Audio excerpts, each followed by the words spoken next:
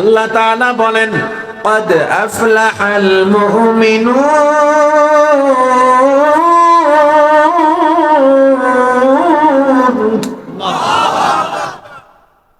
الذين هم في صلاتهم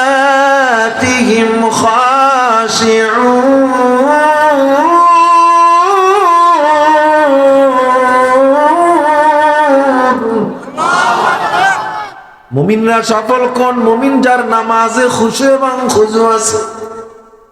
নামাজ পড়লেই হবে না, জান পরিষ্কার করার জন্য এক নম্বর গুণ ইবাদত। ইবাদতের মধ্যে এক নম্বরে নামাজ। নামাজ আবার স্বচ্ছ হওয়ার জন্য খুশু এবং খুজু লাগবে। খুশু কাকে বলা হয়? তাফসীরে বলা হয় আমার পুরো শরীরটা আল্লাহর দিকে অবনত করে দেওয়ার নাম হলো খুশু, আর আমার অন্তর আল্লাহর দিকে অবনত করার নাম হলো খুজু। এই দুইটা গুণের সমন্বয় হলো নামাজের আন্তরিকতা, নামাজের খুশু খুজু। যার নামাজে কোনো খুশু খুজু নাই, ওর নামাজ আমার আল্লাহর দরবারে আরশ পর্যন্ত পৌঁছায় না। ও মুসলমান ইমানদার, আপনার আমার নামাজের দিকে তাকাইলে বড় আফসোস হয়। নামাজ কোন রকম একটা তাকবীর দিছে, কেমনে দিছে, কোন রকম ফলাইছে, কুল হু আল্লাহ ইন্না তাইনা দিয়ে শেষ। আছে না নাই? নামাজ এমন এক ইবাদত, আপনি নামাজকে বারবার বলেন আমার ব্যস্ততা আছে, তাড়াতাড়ি নামাজ শেষ কইরা কাজে দৌড় দেন, ঠিক না? অথচ নামাজকে বলো না কাজ আছে, কাজকে বলো আমার নামাজ আছে। নামাজকে বলো না কাজ আছে, কাজকে বলো আমার নামাজ আছে। আর আমরা নামাজকে বলি আমার কাজ আছে। ঠিক আপনার আস্তে কইলেও ঠিক, জোরে কইলেও ঠিক। জোরে কন্যা ঠিক না বেঠিক? আসসালামু আলাইকুম ওয়া রাহমাতুল্লাহি ওয়া বারাকাতুহু।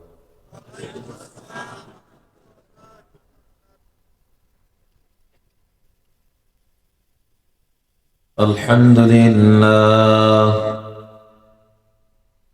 আলহামদুলিল্লাহি الذي لم يزل عالما قديرا حيا قيوما سميعا بصيرا والذي أعلى معالم العلم وأعلامه وأظهر شعائر الشرع وأحكامه ونشهد أن سيدنا وسندنا وحبيبنا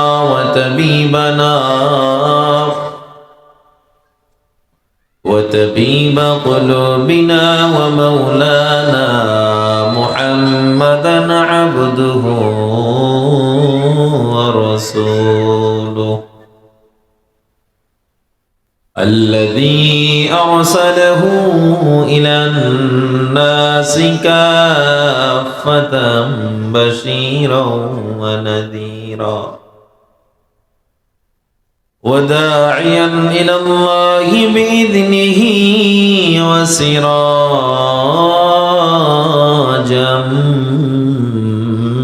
منيرا أما بعد فأعوذ بالله من الشيطان الرجيم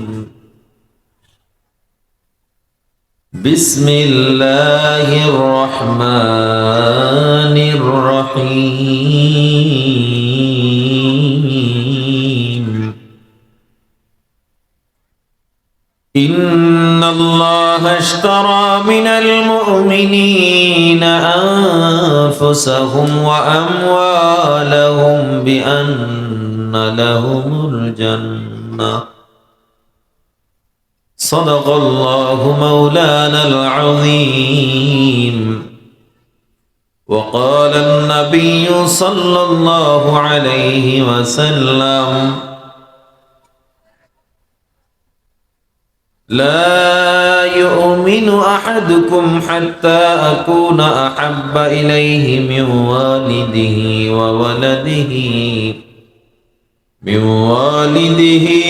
والده والناس أجمعين. وصدق رسوله النبي الكريم ونحن على ذلك لمن الشاهدين والشاكرين والحمد لله رب العالمين. محبت সবাই দুরূদ শরীফ পড়ি। اللهم صل على محمد وعلى آل محمد كما صليت على إبراهيم وعلى آل إبراهيم إنك حميد مجيد. اللهم بارك على محمد وعلى آل محمد كما باركت على إبراهيم وعلى آل إبراهيم إنك حميد مجيد. विष्णु हाफिज बतु गोयम के गुलता जानमी मानद अगर मानद शबे मानद शबे दीगर नमी मानद गुलज गुलशा जुदा गश्ता तरोता जानमी मानद अगर मानद शबे दीगर नमी मानद हमेशा इज्जता मेहमा बहकाना नमी मानद अगर मानद शबे दीगर नमी मानद हिजाबो नो अरूसा दर भरे शौहर नमी मानद अगर मानद शबे दीगर नमी मानद ई चमन सखरा भी होगा ये खबर बुलबुल को दो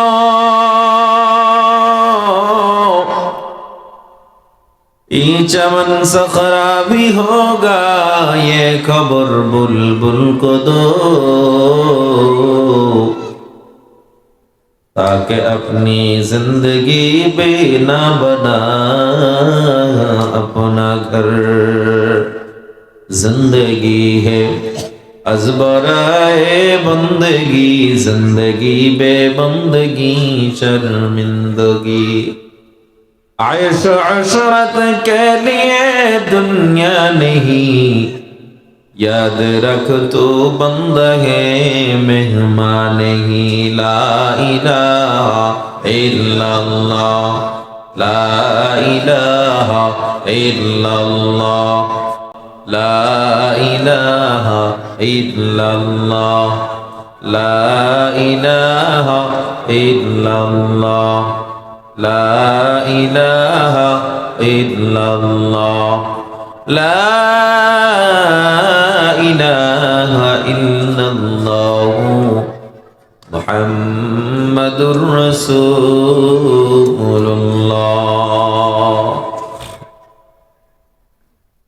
সাউতুল মদিনা তাহফিজুল কোরআন কওমি মাদ্রাসার উদ্যোগে আয়োজিত পঞ্চম বার্ষিক ওয়াজ মাহফিল উপস্থিত মাহফিলের সম্মানিত সভাপতি মুআজ্জাজ মুকাররম হযরত উলামায়ে কেরাম দূর দূরান্ত থেকে আগত আল্লাহ পাকের আশিকিন জাকিরিন শাকিরিন বন্ধুরা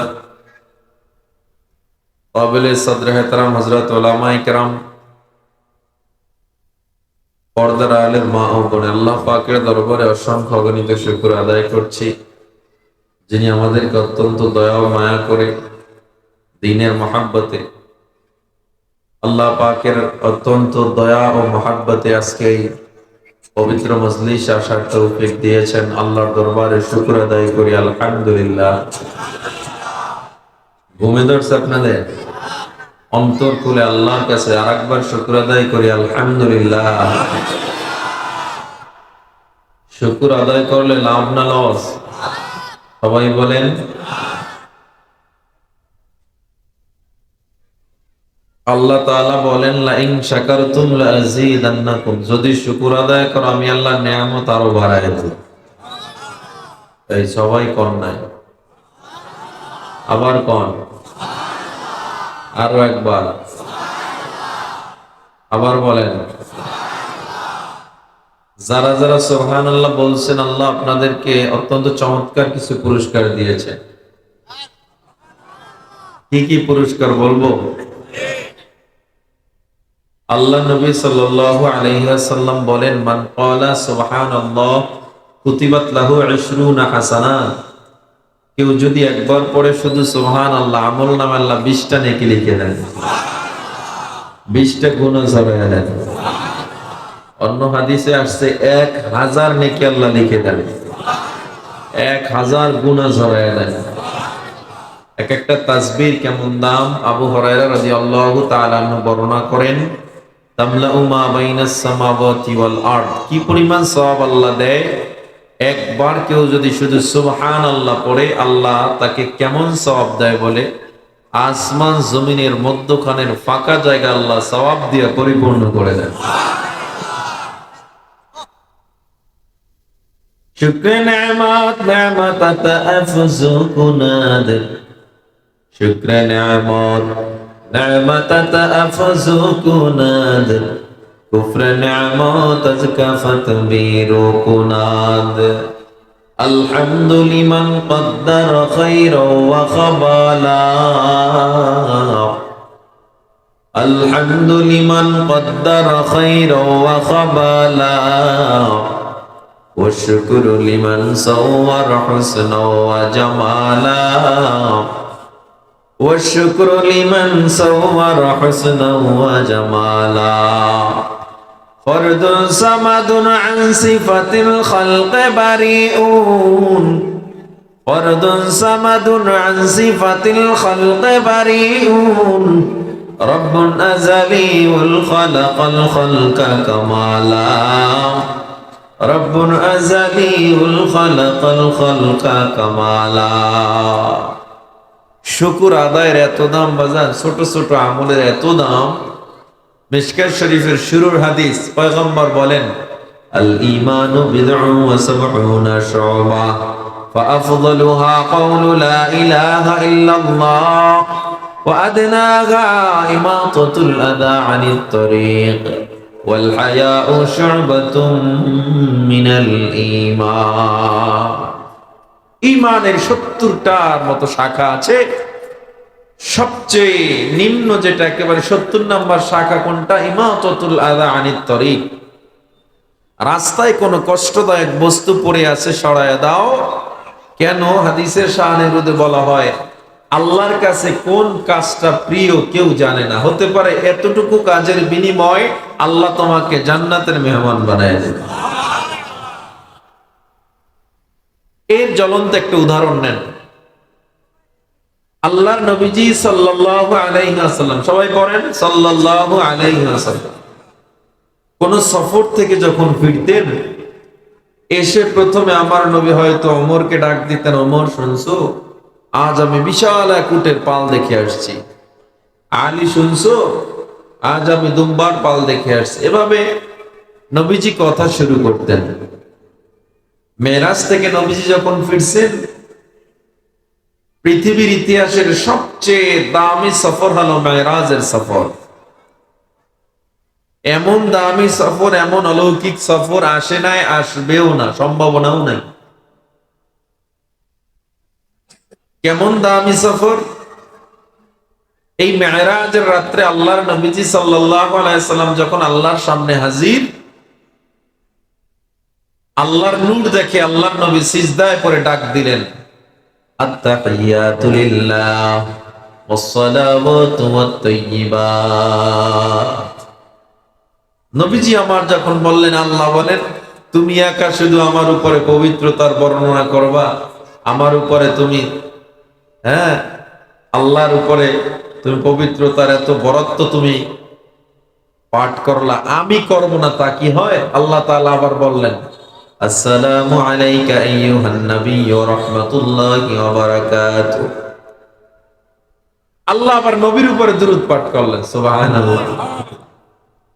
রহমত বরকতের কথা আল্লাহ তাআলা বলে দিলেন। ফেরেশতারা এমন অবস্থা দেখিয়া দুই বন্ধু, ফেরেশতারা কয় আমরা আপনাদের দুজনের উপরে পাঠ করা শুরু করলাম, আসসালামু আলাইনা আশহাদু আল্লা ইলাহা ইল্লাল্লাহু, এরপরে ওয়া আশহাদু আন্না মুহাম্মাদান আবদুহু। ফেরেশতারা আবার পাঠ করলেন তৃতীয় পাঠ।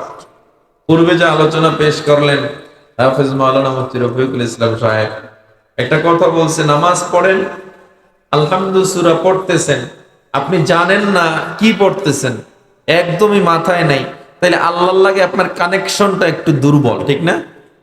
আপনি যখন জানবেন আপনি কি করতেছেন, আপনি যখন পড়তেছেন আলহামদুলিল্লাহি রাব্বিল আলামিন, আল্লাহ বলে হামিদানি আবদি, আমার বান্দা দেখ আমার প্রশংসা করতেছে, সুবহানাল্লাহ। আপনি যখন আল্লাহর সাথে এরকম কানেকশন লাগাই দিবেন, তাশাহুদ যখন পড়বেন, যদি চিন্তা করেন তাশাহুদটার মূল পটভূমি কোথায়, সেই আরশে যেখানে নবী তাশাহুদ পড়েছিলেন, যেখানে নবী আল্লাহর নূর দেখে ৭০,০০০ নূরের পর্দা আল্লাহ যখন সরাইয়া দিছিলেন, তখন আল্লাহ নবীজি বলছিলেন আত্তাহিয়াতু লিল্লাহি ওয়াস সালাওয়াতু ওয়াত তাইয়্যিবাত। আবার উত্তর আবার আল্লাহ তাআলা বলেন আসসালামু আলাইকা আইয়ুহান নবী ওয়া রাহমাতুল্লাহি ওয়া বারাকাতুহু। আল্লাহ তাআলা আবার উত্তর দিয়ে দিলেন, ফেরেশতারা আবার সাক্ষী দিয়ে দিলেন। এটা যখন আপনার অন্তরে থাকবে, দারুল উলুম দেওবন্দে ক্লাসের ভিতরে আল্লামা আরশাদ মাদানী হাফিজাহুল্লাহ তাআলা, ভারতের দেওবন্দ মাদ্রাসায় আমি পড়ালেখা করেছি।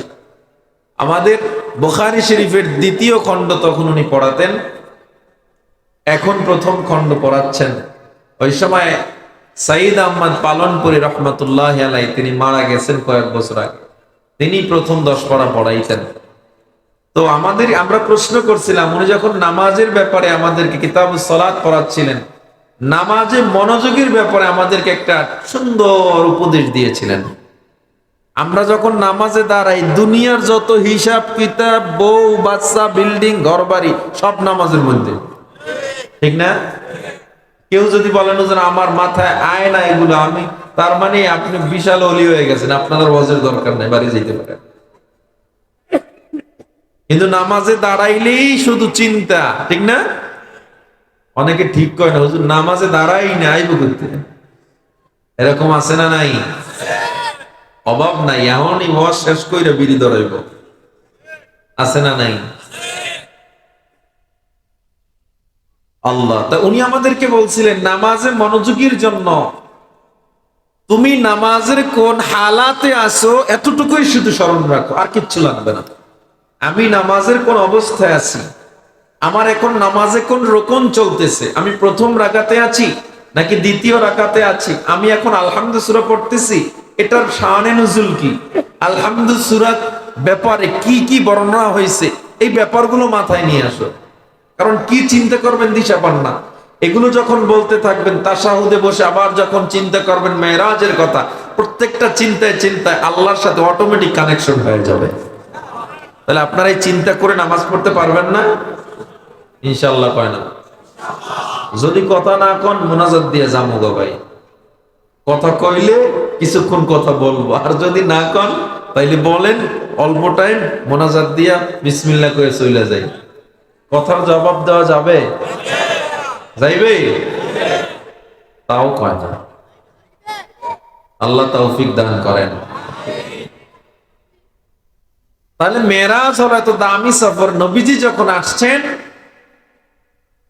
সবাই মনে করছে হয়তো আমার নবী হযরত ওমরকে ডাক দিবেন, নয়তো মেরাজের সফর শেষে আমার নবী হযরত আলীকে ডাক দিবেন, নয়তো ওসমান, নয়তো আবু বকর। কিন্তু আমার নবী কোনো কথা বলে না, মাথাটা নোয়ায় আছে। হঠাৎ করে মায়া নবী মাথাটা উঠাইয়া ডাক দিলেন, আইনা বেলাল, আমার সাহাবী বেলাল কোথায়, দাঁড়ায় যাও। হযরত বেলাল মজলিসের পিছন থেকে যখন দাঁড়ায় যায়, আল্লাহ নবী তাকায় দেখেন বেলাল চোখ বেয়ে বেয়ে পানি পড়তেছে বেলালের। নবী আমার বললেন, তাআল হেনা ইয়া বেলাল, ও বেলাল আমার কাছে আসো। হযরত বেলাল যখন মায়ার নবীর কাছে দাঁড়াইলেন, আল্লাহ নবী ডেকে বলে, বেলাল কেন কান্না করো? হযরত বেলাল চোখের পানি ছেড়ে কান্না করে আর বলে, পয়গম্বর, আপনার সামনে জলিল কদর এত দামি দামি সাহাবায়ে কেরাম বসা, আমার মতো কালো নগণ্যরে আপনি ডাক দিছেন, এই জন্য আমি কান্না করি। ও নবী, আমি কি যেন অপরাধ করে ফেললাম? কেন আমাকে ডাক দিলেন পয়গম্বর?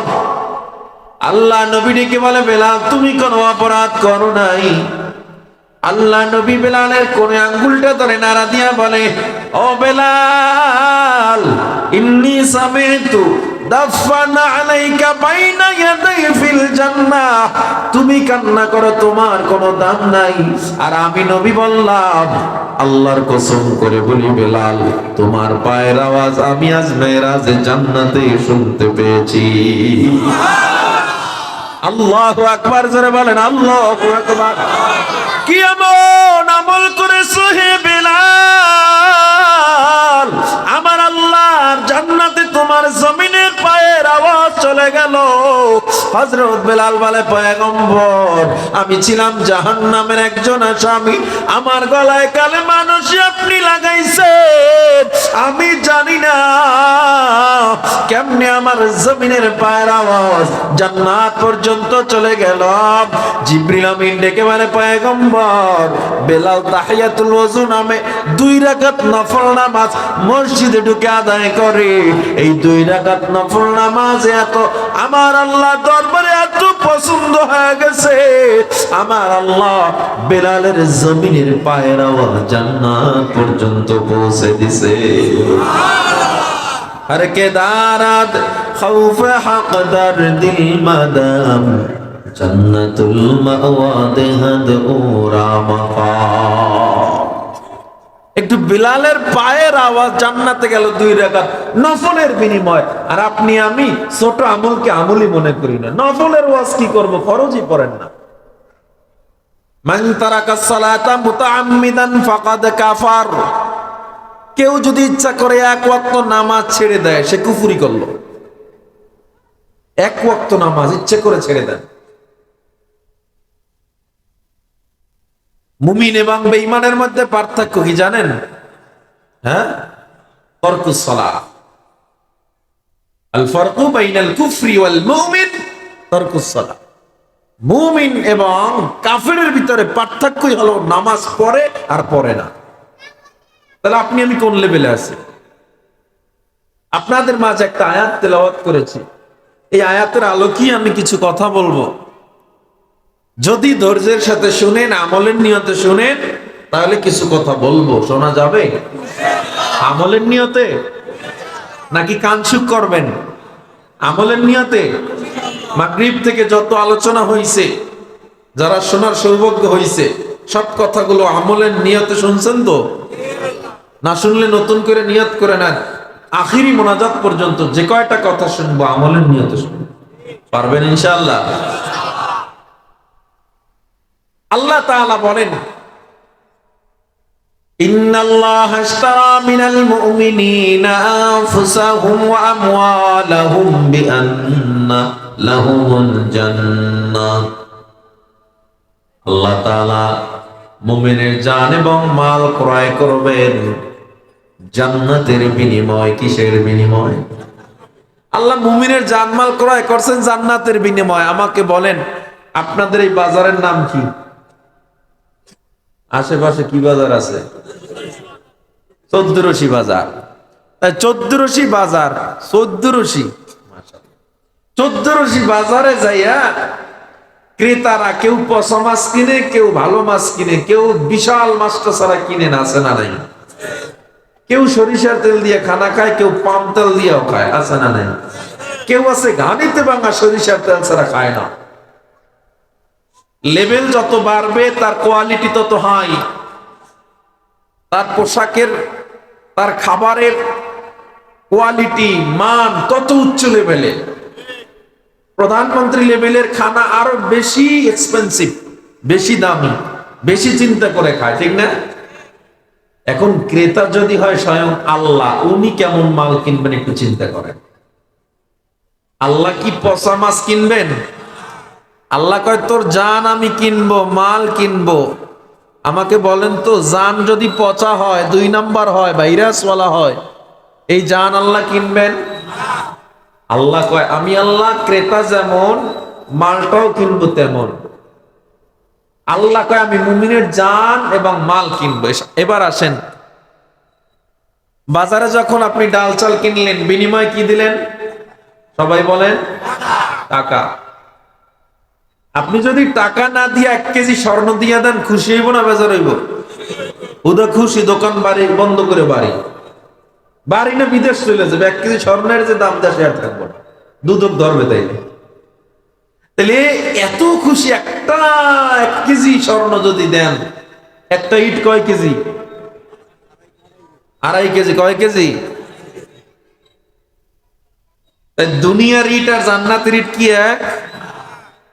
আল্লাহ কয় তোর জান যে আমি কিনবো, তোরে যে জান্নাত দিব, ওই জান্নাতের সাইজটা হবে কত বড়? বলে সবচেয়ে ছোটটাও দুনিয়ার চেয়ে 10 গুণ বড়। এবং এই যে জান কিনবো, মাগনা কিনবো না, যে জান্নাতটা দিবে, একটাই স্বর্ণের আর একটাই রূপা।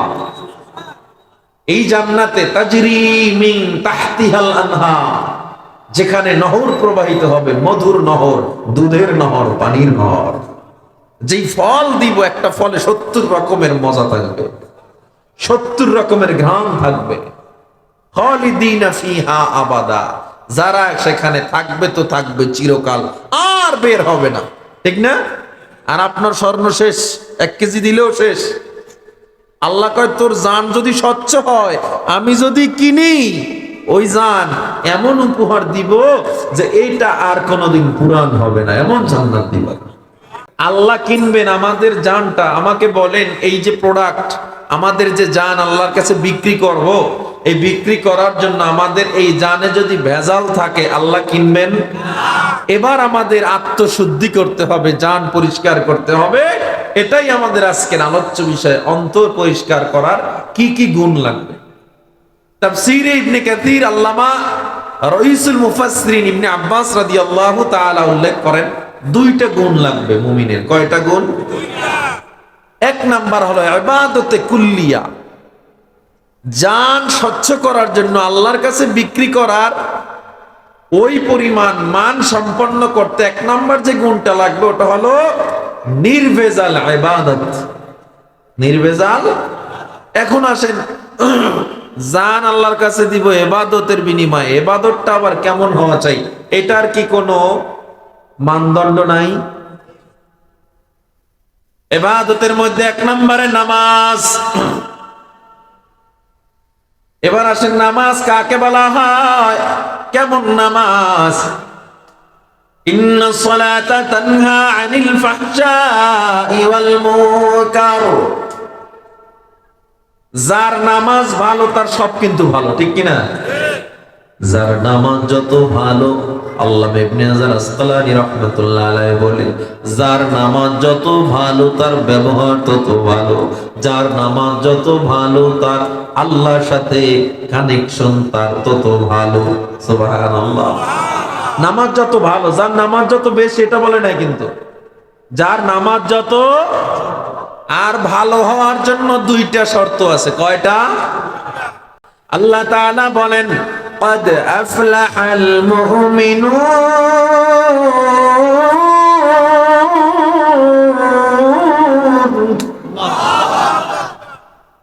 الذين هم في صلاتهم خاشعون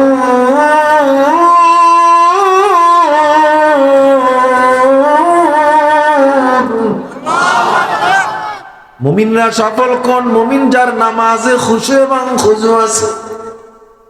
নামাজ পড়লেই হবে না, জান পরিষ্কার করার জন্য 1 নম্বর গুণ ইবাদত। ইবাদতের মধ্যে 1 নম্বরে নামাজ। নামাজ আবার স্বচ্ছ হওয়ার জন্য খুশু এবং খুজু লাগবে। খুশু কাকে বলা হয়? তাফসীরে বলা হয় আমার পুরো শরীরটা আল্লাহর দিকে অবনত করে দেওয়ার নাম হলো খুশু, আর আমার অন্তর আল্লাহর দিকে অবনত করার নাম হলো খুজু। এই দুইটা গুণের সমন্বয় হলো নামাজের আন্তরিকতা, নামাজের খুশু খুজু। যার নামাজে কোনো খুশু খুজু নাই, ওর নামাজ আমার আল্লাহর দরবারে আরশ পর্যন্ত পৌঁছায় না।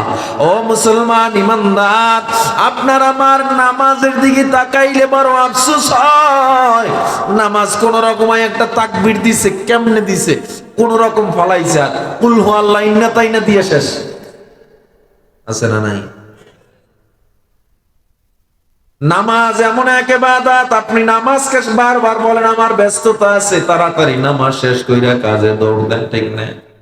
অথচ নামাজকে বলো না কাজ আছে, কাজকে বলো আমার নামাজ আছে।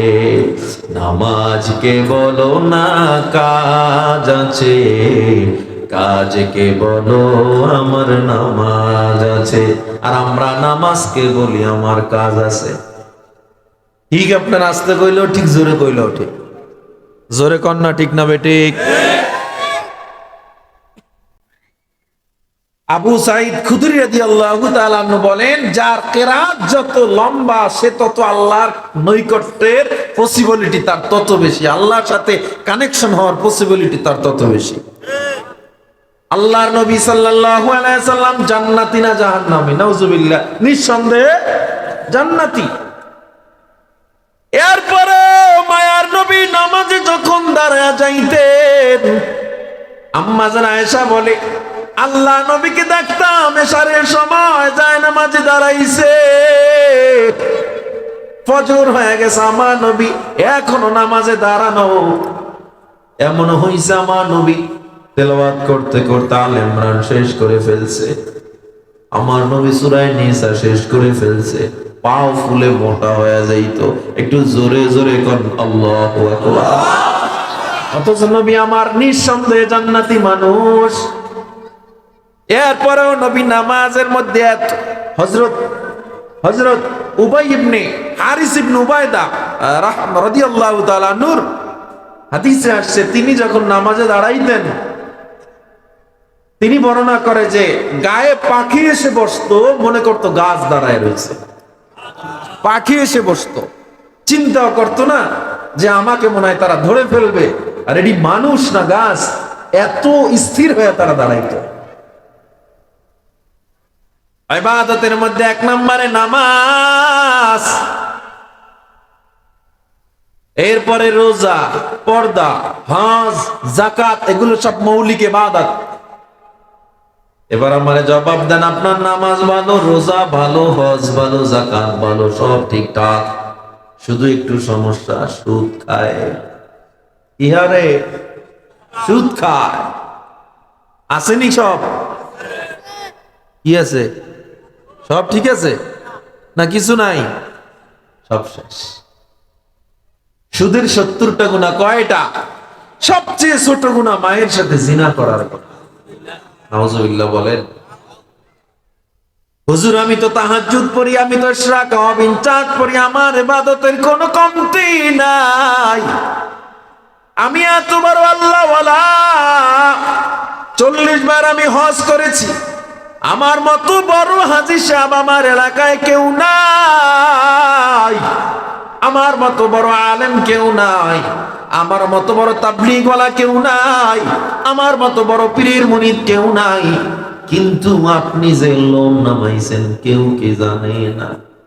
আপনি যত বড় আল্লাহ ওয়ালা দাবি করেন, সুদে আপনি লোন নামাইছেন, জীবনের সব ইবাদত শেষ। শুধু শেষই না, আপনার সংসার শেষ, আপনার সন্তান শেষ, বিবি শেষ, সব শেষ। একজনে বলতেছে হুজুর তাইলে আমি সুদও খাই না, ঘুষও খাই না, অন্যায় করি না। হুজুর আমি নামাজ পড়ি, রোজা রাখি, দান করি, মাদ্রাসায় দান করি, মসজিদে দান করি। ও হুজুর আমি সব ঠিক আছে, একটু সমস্যা, তুমি অন্যের জমির আইল কাইটা নিজের মধ্যে ঢুকাইছো। আসেনি কিছু? কি আছে? কিছু নাই, কয় আছে।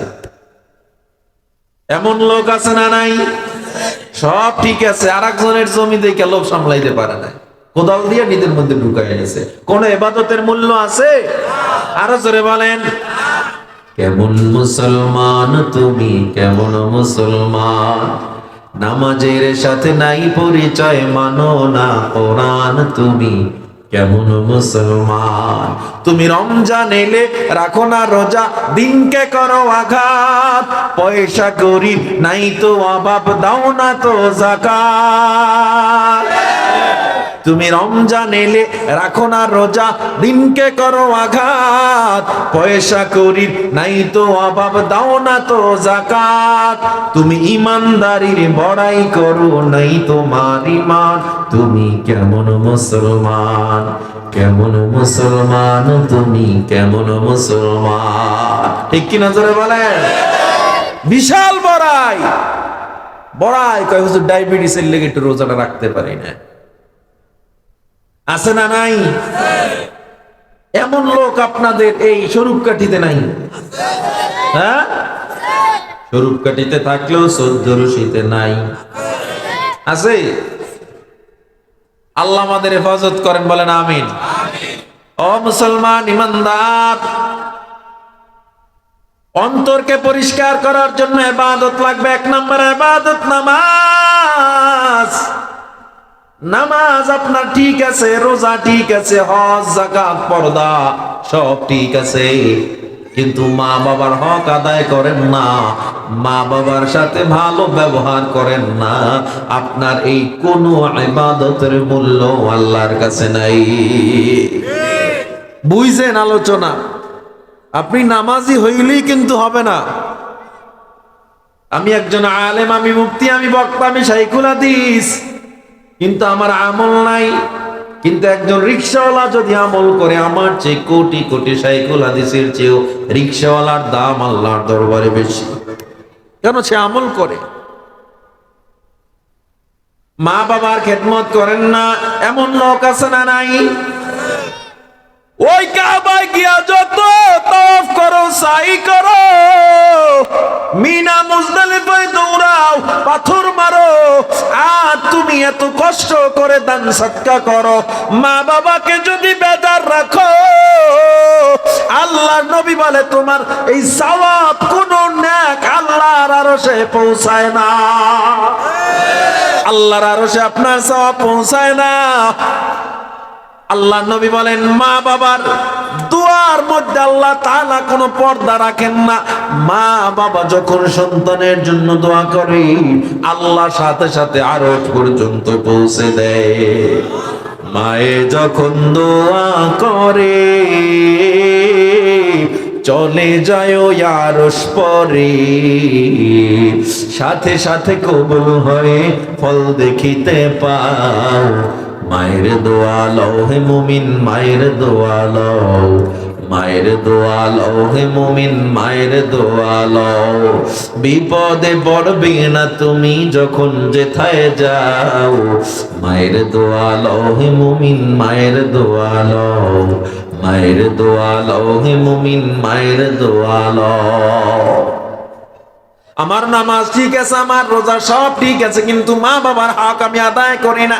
আল্লাহ নবী বলেন হুমা জান্নাতুকা ওয়া নারুকা, মা বাবাই তোমার জন্য জান্নাত, মা বাবাই আবার জাহান্নাম। কেমনে জান্নাত? মা বাবার খেদমত করো, জান্নাত। খেদমত যদি না করো, তোমার জন্যই মা বাবাই জাহান্নাম। আল্লাহ নবী বলেন, আল্লাহ তাআলা পবিত্র কোরআনে জানায় দেয়, ওয়া ক্বাযা রাব্বুকা আল্লা তা'বুদু ইল্লা ইয়্যাহু,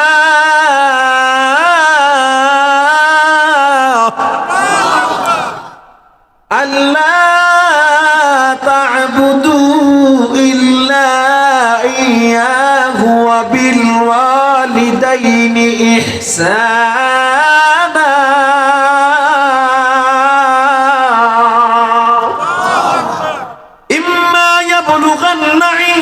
الكبر أحدهما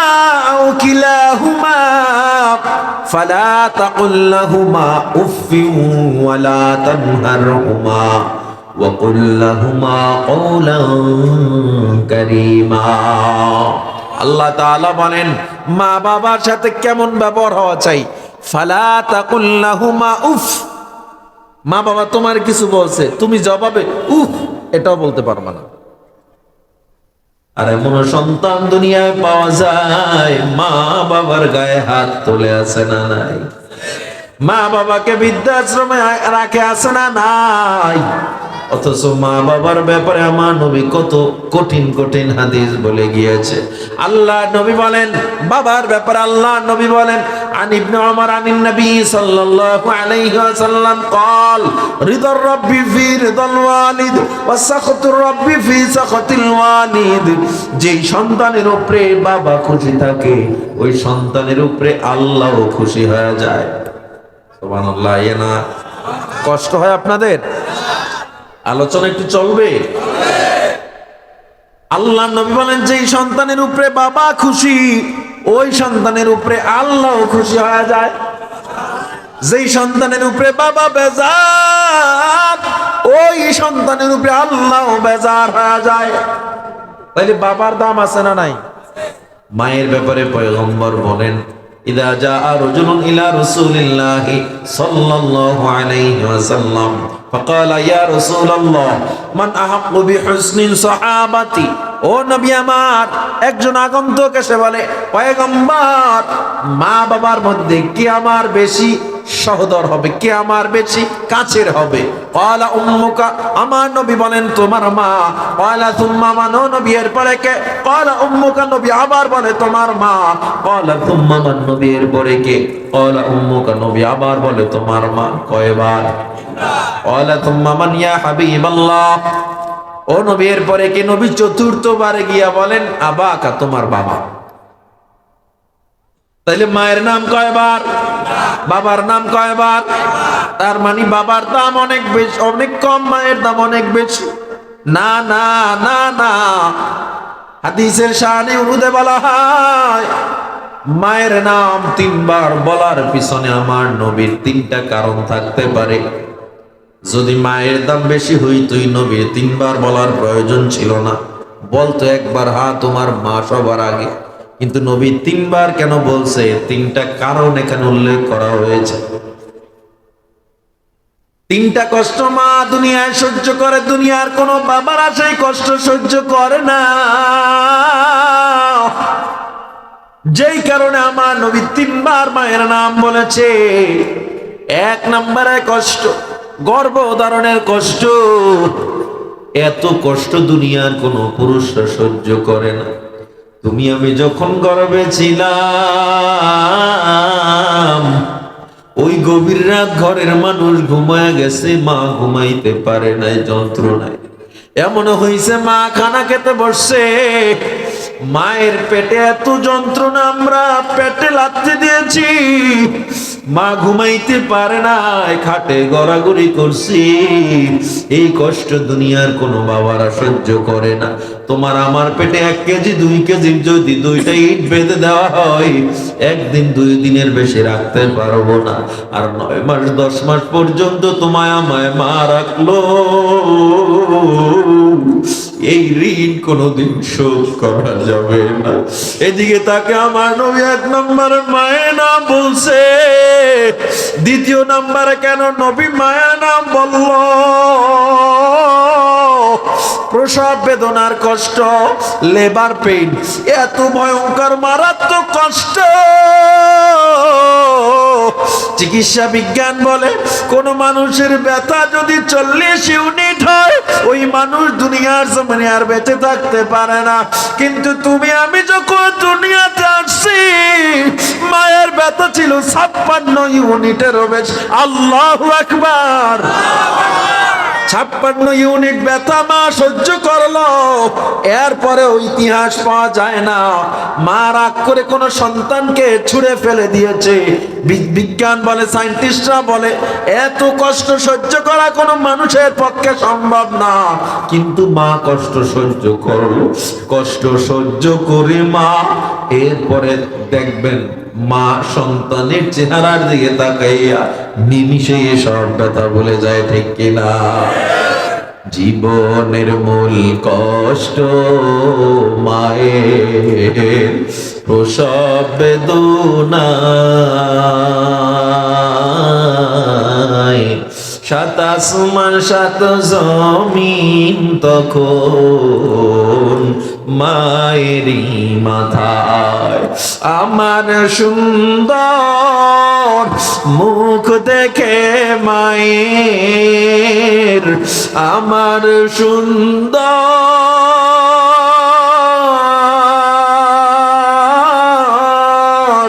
মুখ দেখে মায়ের, ব্যথা যায় সব হাসায়া। ও আমার প্রাণের মা, মা গো মা, কোথায় গেলে মোরে ছাড়িয়া? জনম দুঃখী এতিম আমি, চায় না কেহ ফিরিয়া। আমি যখন ছিলাম আমার মায়ের উদরে, চলাফেরা করতেন যে মা কত কষ্ট করে। এমন মাকে কেমনে আজি, এমন মাকে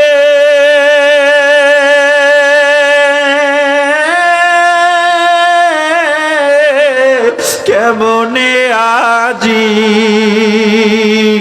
যাব আমি ভুলিয়া।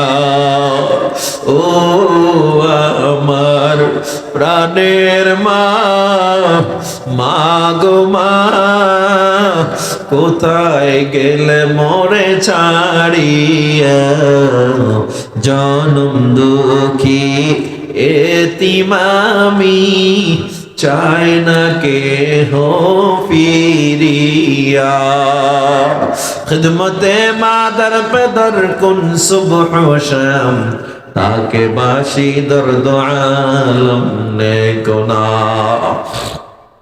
ও আমার যুবক, ও আমার বৃদ্ধ বাবারা, আল্লাহ নবী তৃতীয়বার আবার কেন মায়ের নাম বললো? কারণ লালন পালনের কষ্ট মা যা সহ্য করে দুনিয়ার কোনো বাবারা করে না। তোমাকে আমাকে দূরে রাইখা মা কোনোদিন ভালো খাবারটা মুখে দিতে পারে না। যত দূরত্ব থাকুক, যত নিজেদের মধ্যে গ্যাপ থাকুক, মা যদি আলাদা থাকে, সন্তান আলাদা থাকে, সন্তান যদি দূরে পড়ালেখা করে, সন্তান যদি ব্যবসার জন্য চাকরির জন্য দূরে যায়, ওই বাড়িতে মেহমান আসছে, মা সবাইরে রান্না করে খাওয়ায়, মুরগি রোজ কোরমা পোলাও গরু কত রান্নার আয়োজন, মা নিজের মুখে দিতে চায় না। বাবা যদি জিজ্ঞেস করে বিবিরে কেন খাও না, মায়ের ঠোঁট দুইটা থরথর করে কাঁপে। মা বালিশের সাথে মাথাটা লাগায়া মা চোখের পানি ছেড়ে কান্না করে আর বলে, স্বামী আমার,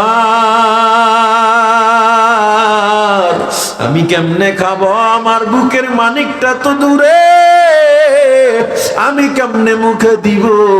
এমন আপন মা ছাড়া কেউ হয় না, এমন আপন বাবা ছাড়া কোনোদিন কেউ হয় না। ও আমার যুবক, ও আমার বৃদ্ধ বাবারা, এই জন্য বলি নামাজ ঠিক আছে, সব ইবাদত ঠিক আছে, মা বাবার সাথে সম্পর্ক নাই, মা বাবার অন্তরে আঘাত দিয়া তোমার নামাজ আল্লাহর দরবারে কবুল হবে না। মা বাবার মনে আঘাত দিয়া যত ইবাদত করো আল্লাহর দরবারে কবুল হবে না। কারণ আমার আল্লাহ তাআলা বলেন, আমার আর মা বাবার মধ্যে কোনো পর্দা নাই। মা বাবা যদি মন খারাপ করে একটা বদদোয়া করে, সাথে সাথে যেমন লেগে যায়, দোয়া করলেও তেমন লেগে যায়। হাদিসে আসছে, জুরাইজ নামের এক আল্লাহর গোলাম সারা রাত ইবাদত করত, সারা রাত শুধু যায় নামাজে, মা একদিন এসে দরজায় নক করে বলে, জুরাইজ দরজা খোলো। জুরাইজ কোনো জবাব দেয় না, কারণ নামাজে। জুরাইজ তখন টেনশনে পড়ে গেল, সল্লি ওয়া উম্মি, আমার নামাজ নাকি আমার মা। মায়ের জবাব দেয় নাই জুরাইজ। আবার দ্বিতীয় দিন মা দরজায় নক করলো, জুরাইজ দরজা খোলো। জুরাইজ আবার নামাজে, জুরাইজ দরজা খোলে না। তৃতীয় দিন আবার আসছে, জুরাইজ আবার নামাজে।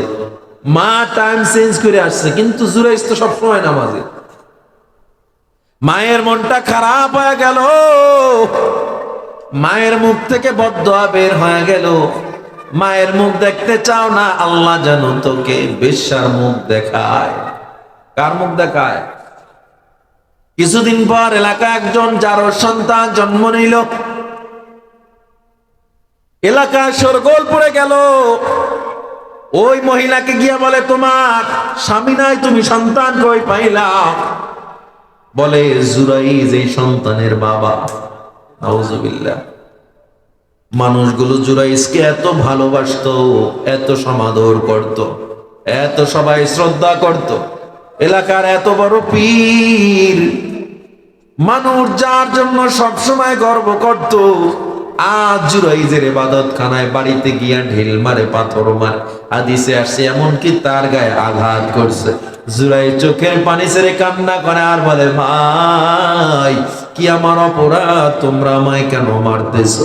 বলে, আকে মুখোশ পরে আড়ালে আড়ালে 2 নাম্বারি করো, পীর সেজে যার সন্তান জন্ম দিয়েছো ওই মহিলার সাথে তুমি সম্পর্ক করেছো।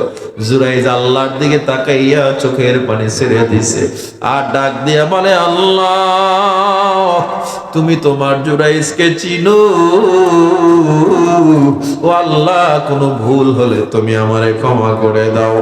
আল্লাহ তাআলার হুকুম, ওই যার সন্তানটাকে যখন জুরাইজের সামনে আনা হয়, মাত্র 4 দিন বয়স বাচ্চাটার। কয় দিন? জুরাইজ এবার বাচ্চাটার দিকে তাকায় বলে, ও গোলাম, তুই আল্লাহর গোলাম, আমি আল্লাহর গোলাম। আমি জুরাইজ দোষী নাকি তুই দোষী নাকি মহিলা দোষী, একটু আল্লাহর হুকুমে জবাব দিয়ে দে। 4 দিনের দুধের শিশু শাহাদাত আঙ্গুল উঠাইয়া চিৎকার মেরে বলে, ও দুনিয়ার মানুষ শুনে নাও, আনাবনু ফুলান আর রাই, আমি একজন রাখালের সন্তান, আমার বাপ জুরাইজ না। আল্লাহু আকবার। আল্লাহ তাআলা বলে, মায়ের ও এত বড় ইবাদতগার, এরপরও মায়ের বদ্দুয়া আল্লাহ ফালায় না। মায়ের বদ্দুয়া ফালাইছেন?